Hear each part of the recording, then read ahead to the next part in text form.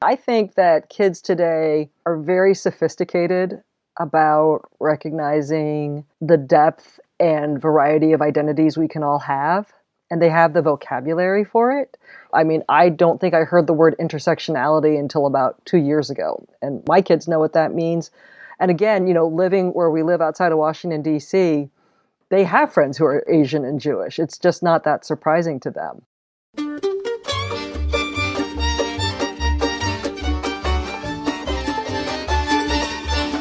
This is The Book of Life, a show about Jewish kidlit mostly. I'm Heidi Rabinowitz. It's May 2021. Happy Jewish American Heritage Month and Happy Asian Pacific American Heritage Month. Today we celebrate both by talking to Madelyn Rosenberg and Wendy Wan-Long Shang, co-authors of This Is Just a Test and Not Your All-American Girl, a pair of middle-grade novels set in the 1980s that feature a Jewish-Chinese-American family. The newer title focuses on David Horowitz's younger sister. Lauren's audition for the middle school musical is a showstopper, but her teacher doesn't think she looks like an all-American girl, so the lead goes to Lauren's white best friend, Tara, which inevitably puts a strain on their friendship. It takes two bickering grandmas, the music of Patsy Cline, and some political awareness for Lauren to set things right. Before we dive into the interview, I want to welcome new Patreon patron Erica Lyons, a listener who lives in Hong Kong and is raising a child who is both Chinese and Jewish. If you'd like to join Erica in supporting the podcast, please visit patreon.com/bookoflife. I have one more piece of exciting news. I'll be doing a virtual live show about family stories on Wednesday, May 26, 2021 at 7 p.m. Eastern Time, in partnership with the Jewish Grandparents Network Family Room Initiative. My guests will be Esther Safran-Foer, author of I Want You to Know We're Still Here, a post-Holocaust memoir, and her teenage granddaughter, Sadie. And yes, you do recognize the name. Esther is the matriarch of the very literary family of Safran-Foer authors. Esther and Sadie will each give a personal perspective on the importance of sharing family stories. Pre-register at bookoflifepodcast.com. Now, on with the interview.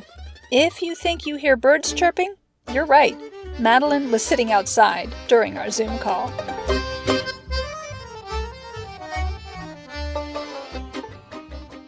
Welcome, Madelyn and Wendy. Thank you. Thank you. This Is Just a Test, your 2018 Sydney Taylor Honor book, and your new book, Not Your All-American Girl, are sibling books, literally. The earlier one is about David Horowitz, and the newer one is about his younger sister, Lauren. What was the inspiration for this series, and how did you end up writing it together? I think writing it together was actually what became the inspiration for the series. Wendy and I had been friends for a long time, and we were in a writing group together. And we had become really good readers for each other's work, and had hit that time in our lives where we were both so busy all of the time, with family, with work, with writing, with everything. And it seemed like a good way to spend more time hanging out together was actually to write a book together. I proposed it to Madelyn part because I became insanely jealous that she wrote another book with another friend, and I thought, well, that's really cool. I want to do that too. And Madelyn and I started our careers at roughly the same time. I think we both got our agent who was the same person, within like 2 months of each other. And so we really started our writing journey at the same time. But Madelyn has outpublished, has kind of lapped me several times. And I was like, I need to learn how to write faster like Madelyn. And so I asked her if we could write together so we could get to hang out, and maybe I could pick up a few tricks from her on how to speed up my pace. My joke is always that I pulled Madelyn down to my level. Yes, but when we started working on a book together, there were a couple of things that we wanted it to be. And one was that we wanted very much for the book to be a little bit of each of us, or a lot of each of us, actually.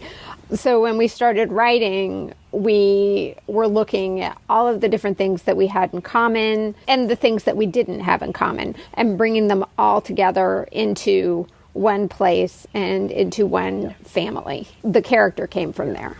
You know, when you're younger and like when you make a really good friend and you like find all these weird things that you have in common and you just think it's like kismet, right?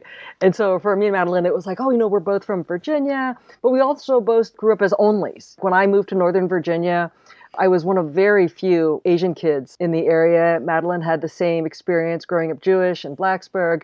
But then there were also the crazy things, like the first grown-up book that we both read was Class Reunion by Rona Jaffe.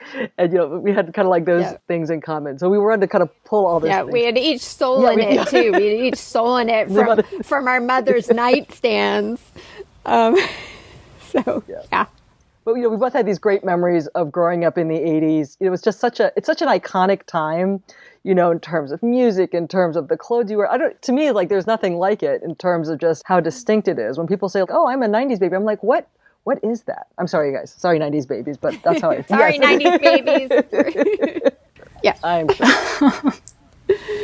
Well, I'm always curious about co-written books. Like, how do you divide up the work? What's the process? You know, a lot of times when you see co-written books, there are two different characters, but we kind of took a different approach to it. Also, like, thank goodness for technology. I'm trying to remember, Madelyn, did we use Google Docs for the first test? For the first one, I feel like we were just sending whole manuscripts back and forth, you know, every night or once a week or something like that for the other person to pick up and keep going. It was like this ever-growing attachment that we would put into this email. You know, we had sort of a general game plan. We knew the outline of the story, and it was just that wonderful feeling of being used to working alone, where you kind of hit a part where you're like, okay, I can't write anymore, but then you get to send it off, and magically the story gets longer without any effort on your part. So it's like really a fantastic experience. With our first story, we had intended for it to be one character by both of us. We actually made a couple of attempts at doing writing where we were switching back and forth between characters, where each of us would take a character. Wendy's looking at me like, Heidi, what? I have to tell you that I have a terrible memory. And so I rely on Madelyn for everything, but she would not lie. But I really, I trust her implicitly, but she could literally make up anything. She could say, you wanted this to be about space aliens. Remember that? I'd be like, oh yeah, definitely. But if Madelyn said no. We did, then we did. But I barely remember what I had for breakfast. We had tried it in our fantasy book where we were each a different person from a different time that we were working on that we're going to go back to someday. But we couldn't do each of us one character. We both had to do both characters. So maybe we're just kind of, you know, controlling that way. I don't know. Okay, so you both write the same character, which, as you say, is unusual. How do you make that work? I mean, this is going to sound like such a cop-out answer, but it just does. It just does work. By the time we're done with the book, each of us have probably touched every sentence in the book in some way or another, and each of us has made that sentence a little bit better and the voice of the character a little bit better. And I just feel it only works with both of us for this particular book. And also, you know, by the time we had started writing together, we had been in a writer's group together for, like 5 or 6 years. And so we knew each other's style fairly well. You know, we knew each other very well. I certainly trusted Madelyn's editorial voice and thought process. And I think we both agreed whatever is good for the story is what goes in. And it didn't matter who wrote it. And I can tell you very honestly that when I read the books, with very, very few exceptions, I don't know who wrote what words. Yeah, we tried a quiz once, and it was hard to even make the quiz because we just didn't know anymore, you know. If I really love it, it's probably Madelyn, but... No, untrue. I feel the same way, but, you know, vice versa. It's good that you work so well together. These books are set in the 1980s, your childhood and my childhood, and this is now historical fiction, which is weird. But besides the fun of writing about an era that you experienced yourself, why did you want to share the 80s with young readers today? part of it was just because we shared it. That sense of onlyness was emphasized in the 80s, certainly where we live. It's a really diverse area, and I didn't know if we could convincingly pull off this idea of the onlys during this time. There were some things when we were writing it that we wanted to go back to just because we thought those were things that happened in that time and weren't happening now, and of course did end up happening now, like some of the racism that we faced recently, as a society, and some of the violence that we had faced, especially the Vincent Chint part that we were exploring in the book. Yeah. I mean, I guess part of us knew that was something that was still happening, but not to the elevated level that it's been lately. And I don't know, I guess also your childhood always seems a little bit more of an innocent time. And so it makes it an easier time in which to dissect things and look at things from a different perspective, from a different angle. It's true. And also, anytime you have a chance to write about a trapper keeper, just to mention it, I think you got to go for it. It's a good, yeah. Awesome. Do you think that David and Lauren's experiences of being Chinese Jews would be different today? I think so. I mean, I think that kids today are very sophisticated about recognizing the depth and variety of identities we can all have, and they have the vocabulary for it. I mean, I don't think I heard the word intersectionality until about 2 years ago, and my kids know what that means. And again, living where we live outside of Washington, D.C., they have friends who are Asian and Jewish. It's just not that surprising to them. But at the same time, I have a young friend who came home one day and told her mom that she had been marked absent. She's Chinese and Jewish and has a Jewish name. And the teacher kind of looked around the classroom and not seen a student who looked like what she thought that student should look like, and just checked that she wasn't there. So there are certainly still things today that those kids are facing. I guess it's like everything. I mean, some things would be the same and some things hopefully would be very, very different. I mean, that's a fair point. I think it's probably different, but not as much as we'd like to think it is.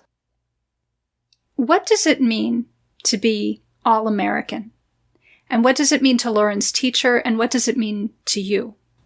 So we have actually discussed that a lot lately, and we've had a hard time, I think, getting to the exact answer, which is maybe a good thing, because I think, like you said, it does have a very different meaning to very different people.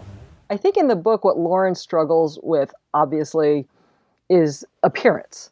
And this was, I think, especially true in the 80s, that, that you couldn't turn without seeing some blonde-haired, blue-eyed white girl smiling, with her cute little outfit. And to feel that that was the standard that everyone was supposed to aspire to admire. And I think that's obviously part of what Lauren is struggling against. And then there's this part that I think we're still working toward, this dream of this promise of the United States, and that we're a melting pot, that we all belong here. This is the experiment. Can we all be together? And I still believe in it. And to me, that is the all-American ideal, is that anyone can be an American. When we were looking at this as the title for the book, not Your American Girl, the your is kind of a reference to the teacher, or the people who thinks of Lauren as an outsider. We would call it All American Girl for short, because it was clear to us and hopefully to everybody that that's exactly what Lauren is as a character, that she is the All American Girl. That's interesting. I hadn't thought about the your, but you're right. That's really significant. Mm-hmm. Lauren and David Horowitz are of mixed Jewish and Chinese heritage, as we've talked about. So, Madelyn, you are white and Jewish. Wendy, you are Chinese American and not Jewish. How did you create characters who reflected part of your own experience, but in a combination that you yourselves have not experienced? Wanted very much for a character to be both of us. So when we were working on it, we did a lot of reading, a lot of research, We read interviews with people who were both. We had people that we knew who were both Jewish and Chinese American or Jewish and Filipino American read through the manuscript, and we had some good conversations with them. So that's one way that we worked on creating a character. Yeah, we had them read the story between our finished draft and before we turned it in to make sure we got the points right. Was there anything that these sensitivity readers pointed out to you that was interesting or something you hadn't thought of, or a big adjustment? Like, did you learn anything cool through that process? Especially in the first book, I remember David's mom, who had grown up Chinese but not Jewish, was trying to plan the bar mitzvah. A friend had pointed out that she had wanted to prove that she could do it for her kid. And so that kind of came into the character a little bit more, I think, of the mom, like just wanting to show that she could pull off a bar mitzvah, like she could do the planning. So I know that was one thing. Wendy, what do you remember? I can't remember if it's something that someone said to us or something we read. But someone pointed out that when you are Asian and Jewish, you get 3 New Years. And I just love that idea that, like why limit yourself to one per, every 12 months? You have 3. And I thought that's fantastic because I always am looking for a new inspiring start. I love that. That's great. I felt like this book offered a great demonstration of microaggressions without ever even using the word. Can you talk about that? It didn't use the word, as Wendy will tell you, because it wasn't a word that anybody used in the 1980s. Mm-hmm. Like, as in the 1980s, the word Asian wasn't even something that people used. Not until the latter half. I think part of it, because it comes from people that she cares about on one level or another, whether it's her best friend or it's a teacher, an authority figure. And part of it is writing it almost from their point of view. That they're saying these things and they're not really having this terrible intention, and to show how it's still hurtful. In some ways, it's more painful than from, a more aggressive stranger, I would say.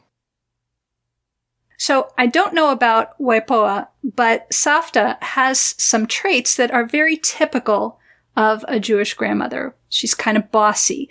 So how do you avoid stereotyping while writing ethnic characters? Part of it is just that you have to recognize that every character has their own desire, whatever source of that desire comes from. And I think that when you honor that, then you avoid the stereotypes, because then you are recognizing their humanity, their desire for dignity and recognition and love and all those things that every single person on this planet wants. Right.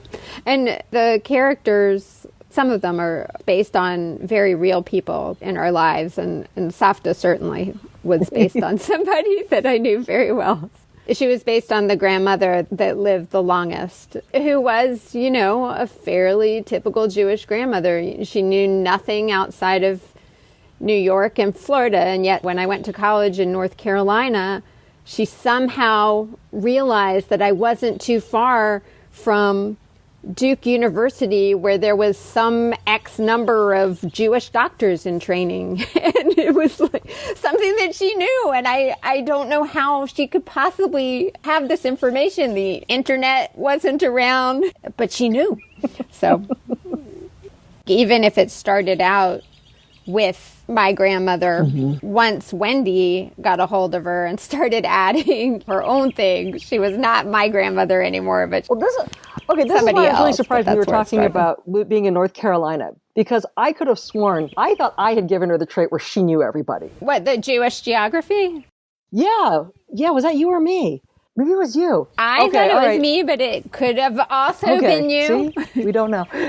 But actually, you know what? I do remember, because you thought of it, and then I was like, that's actually a thing. Oh. And you were like, what do you mean it's a thing? I'm like, it's a thing! Right. The grandmothers must have been really fun to write. We had to always rein them back a little bit. Like, okay, now make room for the main character, you two. Yeah, a friend of ours had suggested that they should go on a road trip together, and that certainly not left my mind anyway. That would be a great third book in the series, just the grandmas having their own adventure. Take the grandchildren with them. It'll be fun. It'll be fun, they said. I could just imagine them all on a road trip together. That would be great. You should do that. So for Not Your All-American Girl, you invented a musical, Shake It Up, a story about Elvis and hula hoops. So did you actually write the whole musical? Did you create songs? Yep. And Madelyn's son, who is a very talented musician, helped set them to music. So if you listen to the audiobook version, the very talented Laureen Price, you can hear her sing the songs. But yeah, we were at a coffee shop. We were kind of struggling because, if you want to use an existing musical, there are all these copyright issues. And then it was like, bam, no, we should write our own musical. And it should be about hula hoops. I think we had the bones for the musical in like 15 minutes. Yeah. And it's not like we wrote all of every single song, but we have a list, half in my notebook, half in Wendy's notebook, of all the songs they were going to sing and the plot and what was supposed to happen. The other thing is that Wendy and I were not the world's best singers, unfortunately, but we both want to. So when we were working on it, we were singing the songs and stuff like that, and we wrote down the lyrics. But of course, we didn't write down the notes because I don't know notation. And then when we went back and we tried to sing it again, it wasn't quite like we remembered, and we were just kind of like, this meter is off. That's exactly what I was thinking. I was like, oh yeah, some of that meter did not work as well outside my head as it did in my head. So are you going to make the script available? Middle schools and high schools like Lauren's could put on a show? I think we should. The thing is, I'm very sensitive because I am hula hoop impaired. So, I don't want anyone to feel like they couldn't be in the musical because they have this inability to hula hoop for more than about 4 seconds. Well, I like the advice in the story that as long as you look like you're having fun, it doesn't matter if you look like you're good at it. That came from a very honest place. I remember we found all these videos, like there are teams of kids across this country who do like synchronized hula hooping, and it's amazing. My other favorite tidbit was that we found this Russian culture critic who said this was just a sign of the emptiness of American culture. And I just thought that was so great and so typical of the Cold War. We had to sneak that in somewhere. I love the mistake that Lauren makes when she thinks Patsy Cline, C-L-I-N-E, is Patsy Cline, K-L-E-I-N, and that she is Jewish. So is that a mistake that you made in your own childhood, or are you a country music fan? How did this become a part of the story? I do like country music, but it's not a mistake that came from my life. It is a mistake that Wendy thought of. And when she told me, I screamed so loud because it was so perfect. I'm sure I woke the neighbor's baby. I love Patsy Cline. But also, poor Madelyn, for every wake the baby scream, there's also no, maybe not that idea, because I will get off track so fast on these plots. And I'm so grateful that Madelyn is there to kind of keep us on track.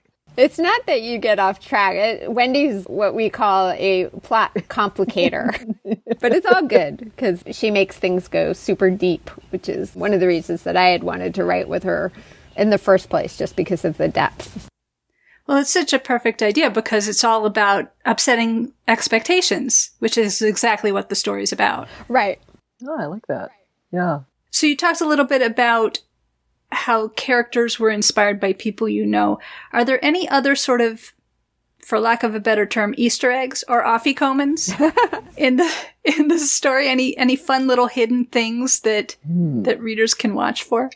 I was just going for the 80s-est memories that we had. Watching Star Search and hearing that music come on, seeing who was the challenger, and I think it was the challenger and the champion. Back when, there were 4 channels on TV. The kickoff for Test is that cultural moment of watching the day after and everyone starting to collectively think about what nuclear war actually means. It's so hard to get that moment now. And that's something that we wanted to have the kids experience is when you don't have the internet, how did we find things out? We used phone books and we had to look up things in a book just to show that we used to not have all this information at our fingertips. It's almost like our synapses worked in a different way, too, when it came to figuring things out. Like with Trivial Pursuit, for instance, we both played this way. When we would play Trivial Pursuit, you would have to reason out answers and eliminate things, and it was much trickier than going for your phone, and you can almost feel the pull of wanting the phone so you can look up the thing and not make your brain do the work. That's interesting. The thought processes were different at the time, and you're probably right. Is there any particular thing about the 80s that is the most nostalgic for you, or some particular piece of 80s culture that you would urge listeners to go look up on YouTube or something? I would say we are due, because we've all been home for a year, for a look. When you find pictures of people in the 80s, you know, it's turquoise and pink and white and puffy, and the hair is out to here. I just think it's so great to have such a definitive look. And I think once we all get to walk out of our houses again, wouldn't it be great to just have that's so 2021. Are we going to be tired of wearing sweatpants, or are we just going to fully commit to never wearing clothes with waistbands, fitted waists anymore? I don't know, but I think it would be cool. The marvelous Mrs. Maisel lady on Stephen Colbert had called what we wear now soft pants as opposed to hard pants that we used to wear. So I think that's going to be a thing. Totally the hair and sun-in. People could look up sun-in.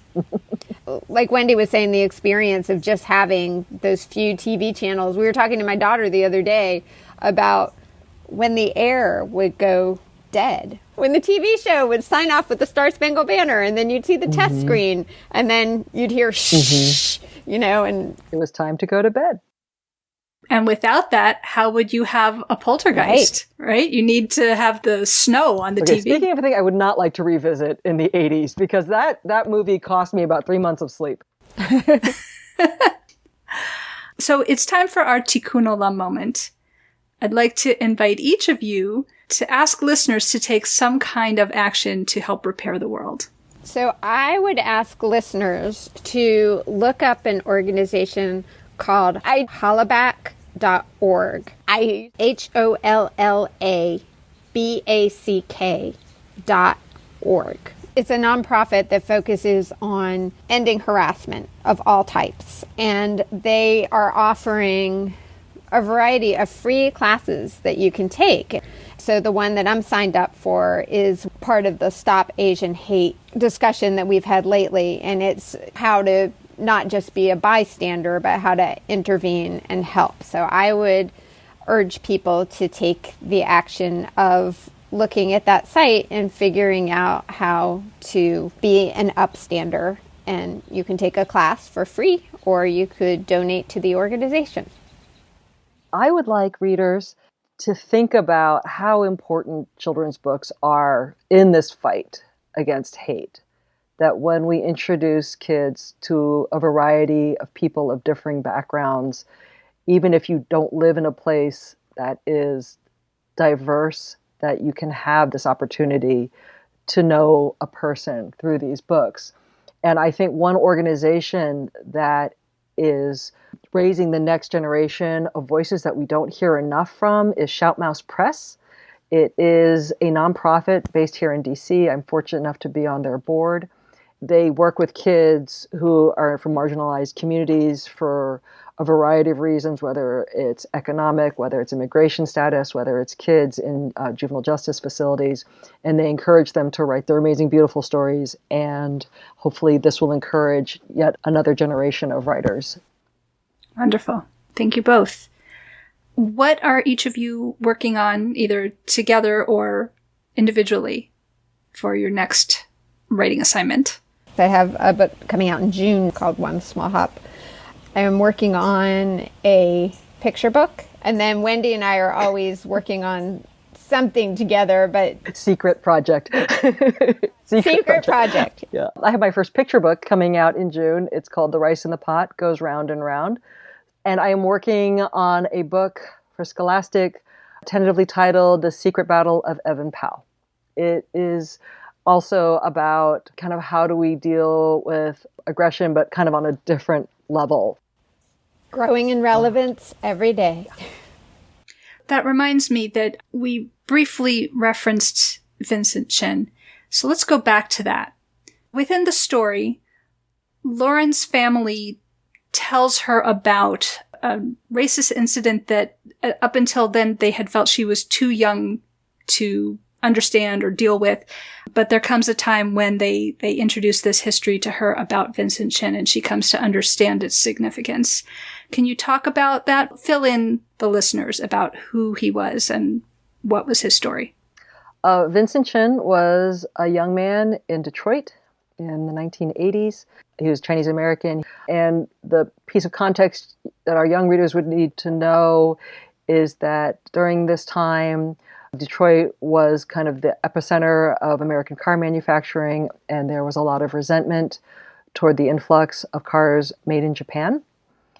Vincent Chin was out celebrating on a bachelor party.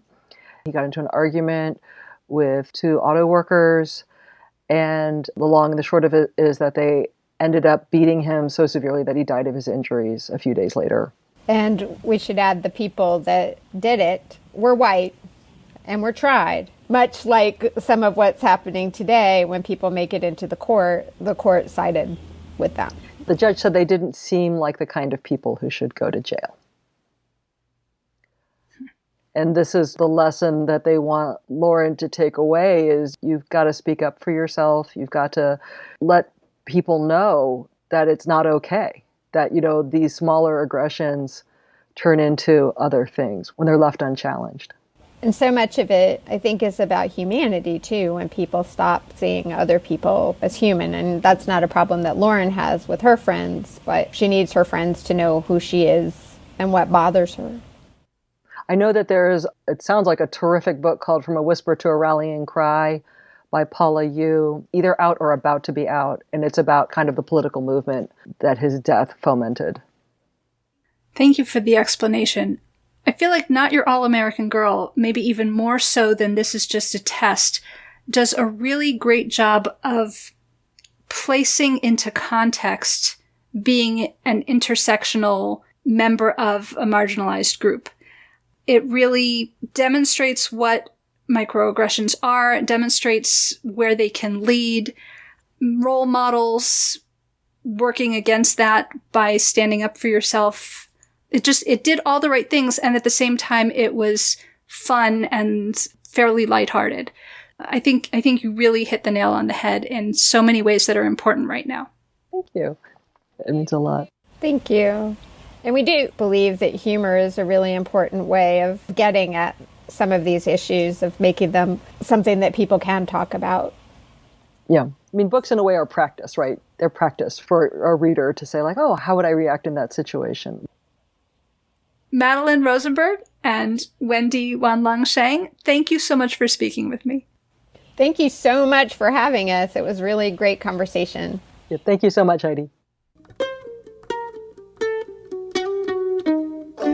Hi, my name is Adam Eli. I am the author of The New Queer Conscience. I'm thrilled to be joining you on the Book of Life podcast, and my episode is dedicated to Jews, any Jew that has felt excluded or marginalized or not seen by the Jewish community as a whole. So that's queer Jews, trans Jews, Black Jews, Asian Jews, disabled Jews, Jews that converted, anyone that has felt like they were not welcome in a Jewish space. This episode is for you.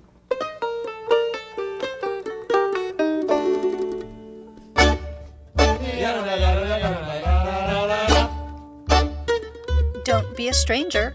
Say hi to Heidi at 561-206-2473 or bookoflifepodcast@gmail.com.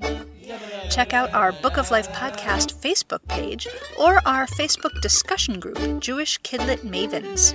We are occasionally on Twitter too, at Book of Life Pod. Want to read the books featured on the show? Buy them through bookshop.org/shop/bookoflife to support the podcast and independent bookstores at the same time.